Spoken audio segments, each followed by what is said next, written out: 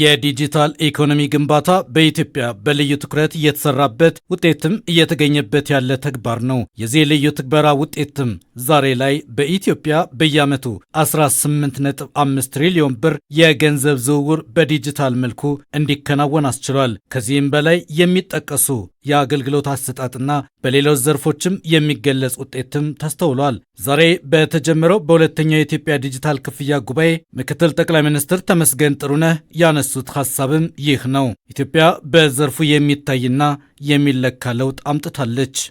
ኢትዮጵያ has made real and measurable progress. ኢትዮጵያ እውነተኛና የሚለካ እድገት አሳይታለች። ዲጂታል ፋይናንስ አገልግሎትን በአስደናቂ ሁኔታ አስፋፍተናል። በሚሊዮን የሚቆጠሩ ዜጎችና አዳዲስ ተቋማትም ገበያውን ተቀላቅለዋል። የሞባይል ባንኪንግ አድጓል። ኤጀንት ኔትወርክ ለማህበረሰቡ ተደራሽ ሆኗል። አገልግሎት እየሰጡ በተደረጉ ሪፎርሞች በዘመናዊ ዲጂታል ኢኮኖሚ የሚታይ ስራ ተሰርቷል። በዲጂታል ኢኮኖሚ መሰረተ ልማት ላይ የዋለው መዋለ ንዋይ ለተደረገው ትራንስፎርሜሽን ማዕከል ነው። ዛሬ ላይ በየዓመቱ በዲጂታል ፋይናንስ ኢኮኖሚ ስነ ምህዳሩ ከ18.5 ትሪሊዮን ብር በላይ ዝውውር ይደረጋል። የነዳጅ ክፍያ፣ የአገልግሎት ክፍያና ሌሎች በርካታ አስፈላጊ አገልግሎቶች በዲጂታል መንገድ ነው የሚፈጸሙት። Many essential services now move entirely on digital rails.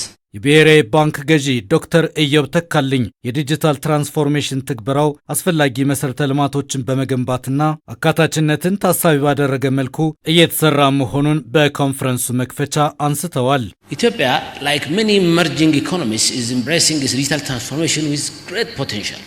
ኢትዮጵያ ዲጂታል ኢኮኖሚን ለማሳደግ እየሰራች ነው። በፍጥነት እያደገ ያለው ቴክኖሎጂ፣ የፋይናንሻል አገልግሎቶች ፍላጎቶች ማደግና ኢንቨስትመንት የዲጂታል መሰረተ ልማት ፈጠራን የሚፈልጉ ናቸው። የክፍያ ስነ ምህዳሩ ተለዋዋጭነት በፍጥነት አዳዲስ መፍትሄዎችን እንድናመጣ ለተጠቃሚዎችና ለቢዝነሶች ዲጂታል አገልግሎቶች እንዲሳቡ አድርጓል። በዚህ ተለዋዋጭ ሁኔታ የኢትዮጵያ ዲጂታል ክፍያ ስነ ምህዳር በአስደናቂ ሁኔታ እድገት አሳይቷል። በአህጉር አፍሪካ ፈጣን ዲጂታል ልምምድ እየተስፋፋ ስለመምጣቱ እኛ አንዱ ምስክር ነን። One of the most rapid and transformative digital adoption curves across the African continent. በዲጂታል ትራንስፎርሜሽን አጠቃላይ የኢኮኖሚ ግንባታና ለዘመነ የሲቪል ሰርቪስ አሰራር እየተከወኑ ያሉ ስራዎችን ምክትል ጠቅላይ ሚኒስትሩ ጠቅሰዋል።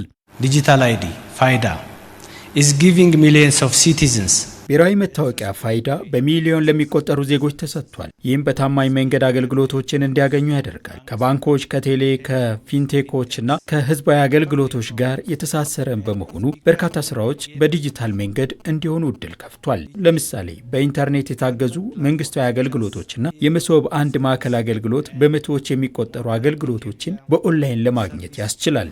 now deliver hundreds of services online. ለአጠቃላይ የዲጂታል ኢኮኖሚ ግንባታና ሀገራዊ ልማት አስቻይ ጎዳና ይሆናል የተባለው የዲጂታል ኢትዮጵያ 2030 ስትራቴጂ በቅርቡ በሚኒስትሮች ምክር ቤት ጸድቋል። የዲጂታል ክፍያን ለመተግበር የሚያስችለው ከዚህ ዓመት ጀምሮም የሚተገበር የዲጂታል የክፍያ ስትራቴጂም ተዘጋጅቷል። የስትራቴጂውን ዋና ዓላማዎች የብሔራዊ ባንክ ገዢው አብራርተዋል። We aim to build an inclusive ለሁሉም ኢትዮጵያውያን ኢኮኖሚያዊ ጥቅም የሚሰጥ አካታች፣ ተአማኒ፣ የተሳሰረና ፈጠራ የታከለበት የክፍያ ስነ ምህዳርን መገንባት ዓላማችን ነው። ይህ ስትራቴጂ በ2030 ለማሳካት ለምናስበው የኢትዮጵያውያን ዲጂታል ትራንስፎርሜሽን ግብ ለሚቀጥሉት 5 ዓመታት መሸጋገሪያ የሚሆን ነው። shaping the direction of Ethiopia's digital transformation. በኢትዮጵያ ዲጂታል የክፍያ ስርዓት አቅርቦትን ማሳደግ ብቻውን በቂ አለመሆኑን ምክትል ጠቅላይ ሚኒስትሩ ተናግረዋል። በቀጣይ ሊተገበሩ የሚገባቸውን ነጥቦችንም በመጥቀስ access alone is not enough.